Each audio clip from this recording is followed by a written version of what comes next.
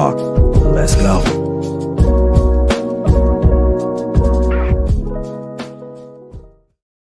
Good morning. What's up to you guys? Happy Sunday morning and welcome to another live edition of NFL Sunday Wake Up with me, your host, Ryan Flowers, aka Clutch Sports Talk.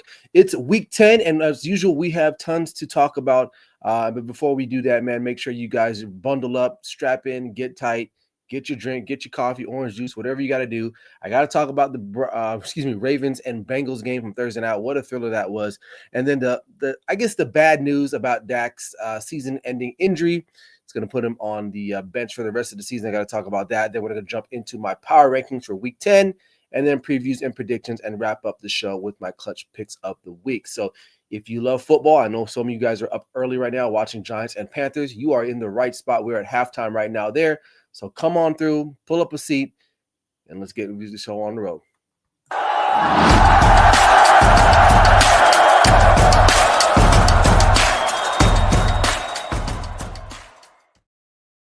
Good morning. Welcome on in, man. Happy Sunday morning to you guys. But before we move on, make sure if you haven't already subscribed to my YouTube channel, man. I'm continuing to continuously grow that particular YouTube channel as well. Check out the Grid Network as well. You get all the exclusive shows there, such as my NFL matchup show that airs on Tuesday nights now. I moved it from Wednesday to Tuesday nights, so you guys can check that out. It's available to you. So, okay. Let's jump right in here first. Let's talk about the Baltimore Ravens and the Cincinnati Bengals. That was a pretty good game. A couple things that I've noted from that game, and I'll start with the Ravens side of things. Number one, Ravens did start sluggish. Pretty much they slept walk the first three quarters up until the very end. The last quarter, something ignited and they just took off. Lamar Jackson was phenomenal down the stretch there. Definitely is the front runner for the MVP in my estimation. Now, I know last week I had some candidates, but this week, if I were to make a list, he would be atop of that list easily. At this point, the way he's been able to play. The defense is a little concerning for the Baltimore Ravens. I will say that as dynamic, as impactful as the offense is, the defense can be had. Obviously, they made the stops that they needed to make down the stretch, especially that two-point conversion. However, though, a lot of controversy in that two-point conversion. There was a couple holding plays on that particular play. The referees did not call. Probably could have changed the outcome. Maybe, Bengals would have gotten another opportunity at it. Who knows, right? But whatever the case may be, they got torched. Jamar Chase has their number. The guy had 11 catches, over 260-something yards, I believe 3 touchdowns. And that's just one matchup against the Baltimore Ravens. I forgot what he put up against them a few weeks ago at home in Cincinnati, where they lost them again. So if the Ravens are going to move or continually stay atop, be one of those contenders, they're going to have to figure out a way to shore up that defense. Now, they did have some bright spots. I believe one of their edge rushers, I forgot his name off the top of my head, Mama Duke or something like that. I believe he had like 3 sacks in timely sacks, right? Plays that they need to be made down the stretch. So now I know they did go out in the trade pool there, and I believe they traded for Tre'Davious White from the Rams. So I don't think he played at all Thursday. I don't remember seeing him, and if he did, that's not good either because they still got torched. But overall, it shows a lot of resiliency from the Baltimore Ravens to start off slow. First 3 quarters, man, and then to get it going in the last pretty much quarter, or say quarter and a half, right, from between the third and the fourth, shows a lot of resiliency on their end. So, shout out to them. Now, as far as the Bengals are concerned, Jamar Chase, Joe Burrow played phenomenal. Joe Burrow showed that he is still a top quarterback in this league. And should be respected as one of the top quarterbacks in this league. And Jamar Chase, cemented himself as one of the top wide receivers again with the stellar performance now. But they fell short again. Why? Defense. And it's sad because the defense played pretty well the whole game. Again, until the fourth quarter or towards the end of that game, end of the third, and going into the fourth, they had pretty much bottled up Lamar Jackson, Derrick Henry, and the rest of the supporting cast for the Baltimore Ravens.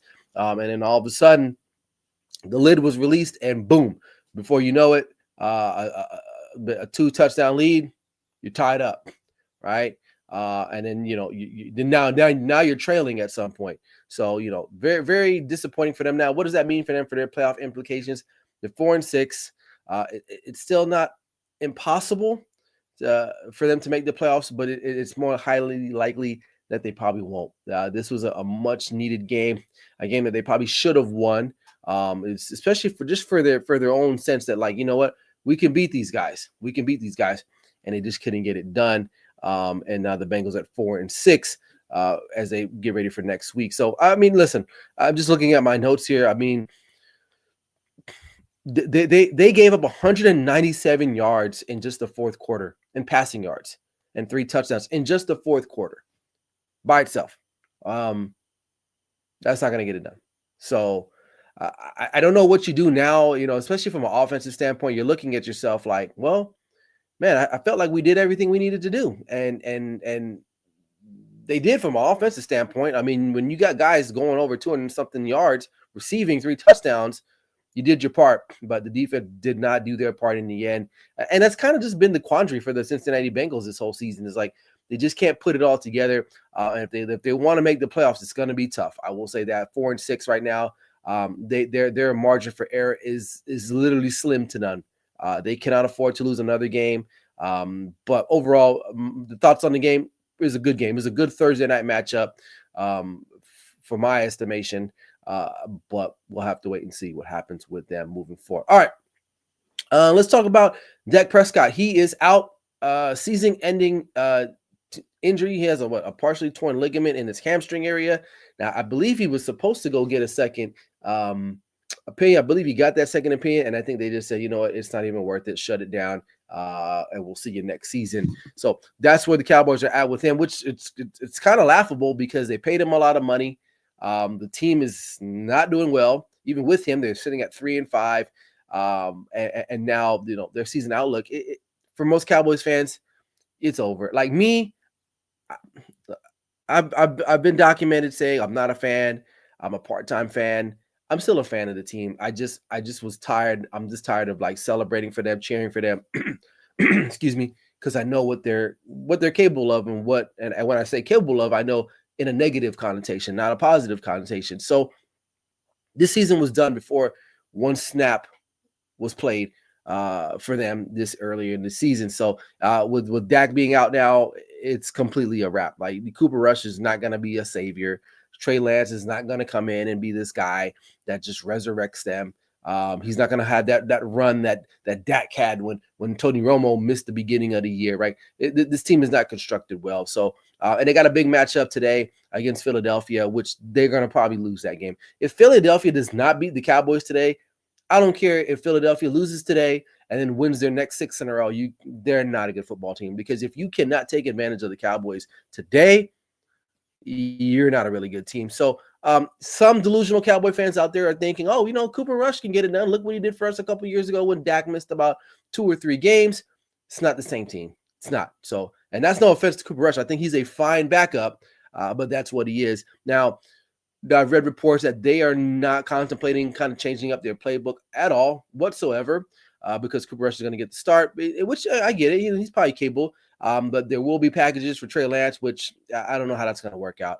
You know, you look decent in the preseason, but preseason, you're playing against guys that were probably 1 foot out the door, having a job of working at UPS or FedEx, right? So, or Costco, whatever, right? So it's going to be different. You're going to be playing starters now. Like I said before, just a couple seconds ago, I do not think Trey Lance is the answer here. And if he is, great. And if he's not, we already knew that anyway. So I'm not surprised by this team whatsoever. You know, it's just a shame. This season is a waste of time. And if you're a Cowboys fan and you're looking at me and you're like, well, this guy's not a diehard. Well, you know, it's not about being a diehard. It's just being smart at this point. I refuse to go down this road from a monetary value, from a time standpoint. I've given a lot to this team, and I haven't played one down for the Dallas Cowboys ever in my life, right? But you get tired of it, and the things that went on this season in the offseason, the things that were said by the management there, a la Jerry Jones, it really got me to a point where I just don't care about this club anymore like that. If they have success, great, I'll support that. But I've given them 30-something years. And now I'm not delusional anymore. I finally found the light, and hopefully some of you other guys who are Cowboy fans will find the light, because this team is not going anywhere anytime soon. They weren't going anywhere with Dak, and now that he's out, It is what it is. Now, the next question is, well, they have to start transitioning to what Dak will be like next season, right? You paid him a lot of money. He's out for the rest of the year. Trey Lance, I believe, is in his contract year. Now, let's just say Trey Lance does go off. Now, you have even more controversy and drama, which I think Jerry Jones would welcome that because that's what he likes.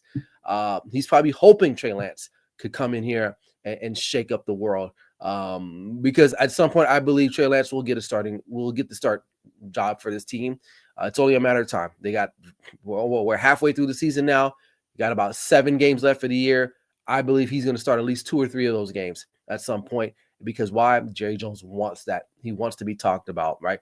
We're still going to be talking about the Cowboys. They're irrelevant at this point, but here we are right now talking about them. Tomorrow morning, we will be talking about them. And when I say we, people like at ESPN, people at Fox Sports, anywhere that you get your football information from, someone's going to be talking about the Dallas Cowboys, and that's just what it is. So what does it mean for their season with Dak being gone? It means nothing because the season was over anyway. So and that's just what it is. So, all right, we got a comment here from my guy, Ben. He says, I personally probably thinks that the Cowboys should tank, but they won't. They'll end up like 7-10 with a mediocre draft. Yeah, that's an excellent point. They should just tank, right? This is like a prime, there's all been a lot of rumors with Shador. Maybe to want the Cowboys get him. Well, if you want him, but see, they can't because they just paid enough. They just paid too much for Dak Prescott, and no one's going to take on that contract, right? So they're going to have to ask another team to pay half of that, I would assume. But stranger things have happened before. You never know what will happen here with the Dallas Cowboys. But I do know one thing is that they will continue to lose each and every season until Jerry Jones relinquishes ownership of the team or his son, somebody figures out a way to get him out of there. And did they hire a real football? Because I brought this up to a friend last night, literally, and I'll move on this because I'm kind of segueing away from the Dak Prescott talk. But the Cowboys are so interesting. You have to just talk about them. They're like a science experiment. And this is an argument that's brought up several times. If a GM has lost and done nothing for the last 30-something plus years, would they have kept their job if they were on another franchise? Absolutely not. Absolutely not. Okay. And that's just the reality. Jerry Jones, in his mind, thinks he's doing a great job. I'll say this. They've found good players. They've done that in the past. But putting it all together, not just finding the players, you got to put it all together. They haven't gotten it right with the coaching, right? Because why? They only want certain types of guys. Okay. They only want certain types of coaches that are desperate. Right? Mike McCarthy was desperate to get back in the NFL. Why? Because I don't believe anybody was knocking down his doors to be like, oh, we got to get Mike McCarthy to be our head coach. Right? They weren't. I don't think so. And I'm not saying he's a terrible coach, but he's one of those guys that's living off of a Super Bowl that he won damn near over a decade ago. Okay. And that's what the Cowboys are. They're a desperate team. So they throw the money out there. Even some of the fans, they'll be like, oh, well, we're the most valued team in the world. Okay, that's great. But you're not. That's Jerry Jones. And you know why? Because you're giving him your hard-earned money, excuse me. Okay? So that's not anything to be like proud of. Like, yeah, we're the most valued franchise. Okay, yeah, you're not. He is. He's a billionaire. You're not. Now, if he was cutting you a check, okay, so be it. You can talk about that. But you're not. You're contributing toward that. Right? You're an enabler. So the only way you want change is you're going to have to stop going to these games. You're going to have to stop buying merchandise at the end of the day. Because that fool at the start, he don't care about you really. He's shown that to you. So guess what? That's why I'm at where I'm at. I don't care anymore. So it is what it is. So, all right. Moving right along here. Let's go straight into my power rankings for week 10 around the National Football League. Let's get it up here. All right, number 1, I got the Detroit Lions sitting at 7-1. They're coming off of another solid performance against the Green Bay Packers. They're undefeated on the road, and they're undefeated against the NFC North. Shout out to them. They're probably the most balanced team in the National Football League for sure.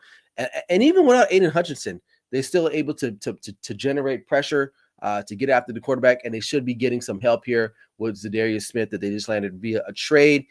He should kind of help out on the defensive line there. See, that's what good teams do, right? Zadarius Smith is not a big-time name, right?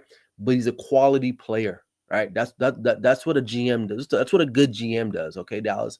All right. Then you got, listen, they're still scoring points at a high percentage here, despite not having Jameson Williams.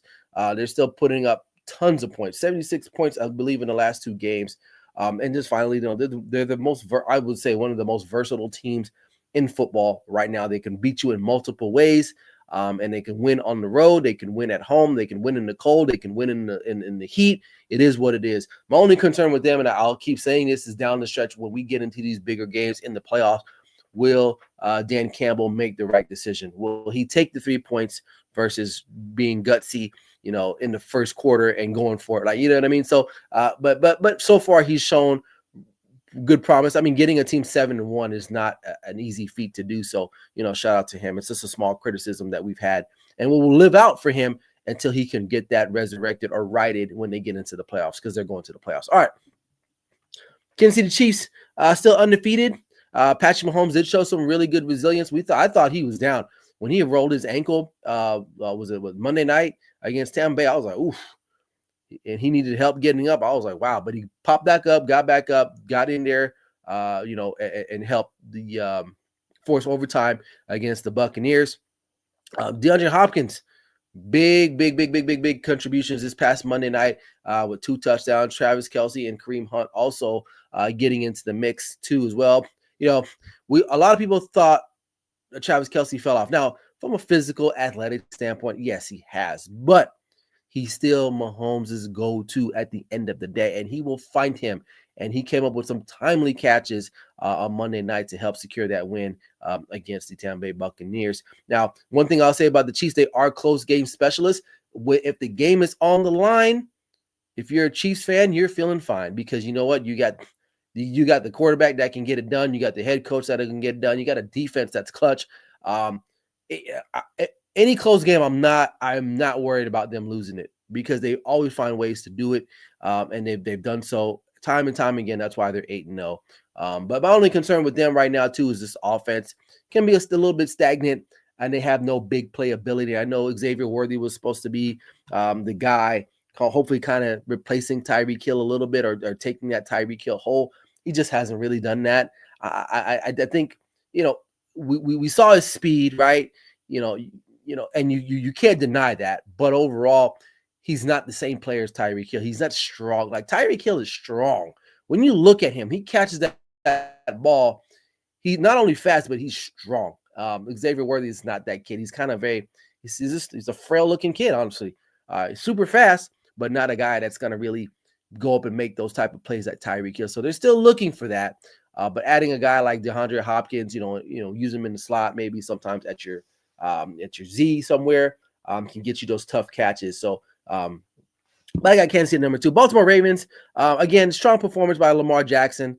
Coming off of a really great win on Thursday night against the Bengals, and Derrick Henry too. Now, he didn't have his typical Derrick Henry type of game, but he did come up with some really big runs and a crucial score late in that game to keep them in it. The only problem is that defense. They can be had, and when you play, certain really good teams, especially, they're going to see that, right? I don't know, the Chiefs aren't explosive, but they know how to play, right? So the defense is going to have to make plays, and when the Texans get healthy again, too, right? Nico Collins should return. They're going to run into one of these 2 teams in the AFC for sure. And they're going to have to be ready to stop them. Now, offensively, we know what they can do. So, but I have them at number 3. And then I got the Buffalo Bills. They're leading the AFC East right now. Josh Allen is playing at an MVP caliber type level. But my only concern for them is the defense, or 2 concerns: the defense in the run game, and then I think they play down to weaker opponents. Like, they struggled with the Dolphins last week, which in a game where I felt like, you gotta beat them, man. Like, they did win, but like, you gotta beat them. You're at home, Tua's still kind of getting comfortable. It's only his 2nd game back, and that game to me was a little bit too much closer than what I would expected it to be. So they got to find that killer mentality, for my mind, in order to make this work. Then we got Washington Commanders at number 5.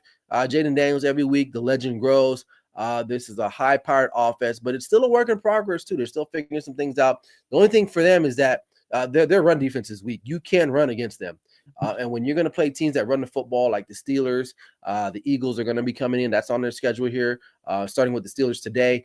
They want to run the football. That's going to be a problem. But they have the offense to score. But late in the game, we'll have to see what happens with them. Number 6, I got the Minnesota Vikings. They've kind of just, I don't know what's going on with them, man. Started off the season hot. They dropped 2 games. And then, to me, they just didn't really look that impressive against the Colts, against a 41-year-old Joe Flacco. Like they won the game, but I felt like the Colts are still in that game. I don't know what the problem is there. The defense is still pretty solid. I will say that. But I don't know. I don't know if they've been reading the news clippings too much earlier in the season, but to me, they've kind of fallen off a little bit. They were looking impermeable earlier in the season, but now you're like, they can be beaten. Like, they're still a good football team. They're playing well, but they do have a tough upcoming road schedule on them. So we'll have to see how that shakes out for them. They're sitting at 6-2 right now, but we'll see what happens with them. Philadelphia Eagles climbing. They're 6-2 right now. Jalen Hurts and Saquon Barkley, top form since that bye week, looking really good. They're getting balanced again, which is good. Getting healthy too. Got AJ Brown back. But Barkley and Hurts are contributing significantly to this offense. Jalen Hurts is kind of playing a lot better now than he once was early in the season, and you can see that. So we'll have to wait and see with them. But I believe AJ Brown is questionable today. I think they looked at his knee. It's not serious, but we'll see if he can go. If he can go today. If I was them, I would sit him today. You're playing the Cowboys. You should be okay with just Devontae Smith and whoever else you roll out there, honestly, if I'm not mistaken, or just give the ball to Saquon Barkley. Like, there's no need to potentially risk his injury further, right? Rest him today.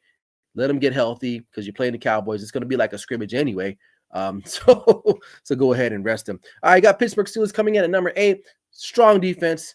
They're sitting atop of the AFC North right now, but they haven't played any divisional rivals yet, and that's going to change very soon. Russell Wilson has been a breath of fresh air, coming in, igniting this offense because they can throw the ball now. Justin Fields is very limited throwing the ball, just more of a runner. First read is not there. He's out. Russell Wilson is looking to make plays down the field with his arm, and you're seeing that between him and the connection that he's getting or establishing with George Pickens. Biggest concern for me is that they didn't really do anything in the trade world to bolster their depth at wide receiver. Outside of George Pickens, I don't really know who they have down the field like that. Their tight end, Freiermuth, okay, he's nice, but I'm not sure if he's more of a vertical tight end. They were more like an inline blocking tight end, so they didn't really do anything there. And then they have a tough schedule coming up. You got the Commanders today, you got the Ravens coming up soon here. So we're gonna see what they're about here, specifically. Especially when they play the Ravens, because that's always a tough one because that's a divisional game. And then let's see who we got here. Got the Green Bay Packers here. Solid team overall. They're going to make the playoffs, I think. But to me, they're just sloppy. They're inconsistent, especially early on in the game. And Jordan Love just cannot turn the ball over. He's been turning the ball over in these kind of crucial key games. He has 10 interceptions already in 7 games as a starting quarterback. Not good, especially if they're looking to be one of those top teams. Now, they still have some time to clean it up. They're not in a bad spot. They still have a good record. Like I said, I think, they could continue to keep focusing and being more consistent. They can be one of those better teams in the NFC, but they're going to have to clean it up for sure. And then finally, rounding up the top 10, the Atlanta Falcons are back in there. They're leading the NFC South right now, and their offense is looking more and more dynamic. Excuse me one second. Sorry about that. I had to cease. But their offense is looking good. Every week I get on here and I'm saying Kirk Cousins get more and more comfortable. Bijan Robinson, Darnell Mooney, Kyle Pitts, Tyler Algier, Drake London, like they got weapons. Ray McLeod every now and then can hit you, right? So this team's going to be scary, I would say, getting into the playoffs. But we'll see what happens when we see Kirk Cousins in the playoffs. It hasn't really been good, but overall, another thing too is their defense. Run defense, it's a little lacking. It's a little lacking, I will say. But we're going to find out a lot about this team because they got to go on the road in the next couple weeks and play some tough teams on the road. So there you have it. Those are the Week 10 power rankings. Let me know what you guys think in the comment section. All right, well, here's a look at my previews and predictions. We're going to run through this fairly quickly. I'm just going to, because if you want to watch the rest of it, I did do this on my NFL matchups video, which is available right now on YouTube on the Grid Network. So we'll just run through this really fast. Obviously, Baltimore Ravens and Bengals, that took place already. Ravens won that game. We got Carolina and New York right now. I did pick the Giants to win. When I last checked, they were down 10-0 going into halftime. So I don't know what's going on with that. But Carolina showing some fight. We got Patriots and Bears. I like the Bears in this one. Honestly, they should take care of the Patriots. They don't really have an offense, and they can't protect, and the Bears defense is pretty good. You got the Bills and the Indianapolis Colts. Colts coming off of a loss last week to Minnesota on Sunday night. The Bills kind of narrowly escaping that game against the Miami Dolphins. This is a game that you need to take care of. I'm going to go with the Bills in this one. Minnesota Vikings taking on Jacksonville Jaguars. This is one of those trap games. Jacksonville's not a good team, I would say, but they always have a game late in the season where you're like, they should lose this game, but they end up winning because they're at home. So I'm going to take this. And to me, like I said just a couple minutes ago, Minnesota Vikings, they're not hitting the way they were hitting before, like as far as the way they're playing on the field. So I think this is one of those trapdoor games. I'm going to take Jacksonville. You got an AFC West matchup here between the Denver Broncos and the Kansas City Chiefs. Last time we saw Denver, they got shellacked on the road against Baltimore. Not going to be facing quite the offense, but you're playing a really good defense too on the road in Arrowhead. I'm going to take Patrick Mahomes and the Chiefs to win that game. I got Atlanta Falcons and the NFC South versus taking on the New Orleans Saints. They got a new head coach interim. Dennis Allen is out. Give me the Falcons to win this game. I know a lot of times you get these new coaches in the middle of the season. There's some juice brought into the building, but I just don't think the Saints have enough, honestly. They may make it sporting, but in the end, I believe the Falcons should win this game. San Francisco taking on the Tampa Bay Buccaneers. Buccaneers in a loss, man, showed me a lot of gut and grit. They almost came out winning that game. I like them at home. The 49ers to me are not all the way back.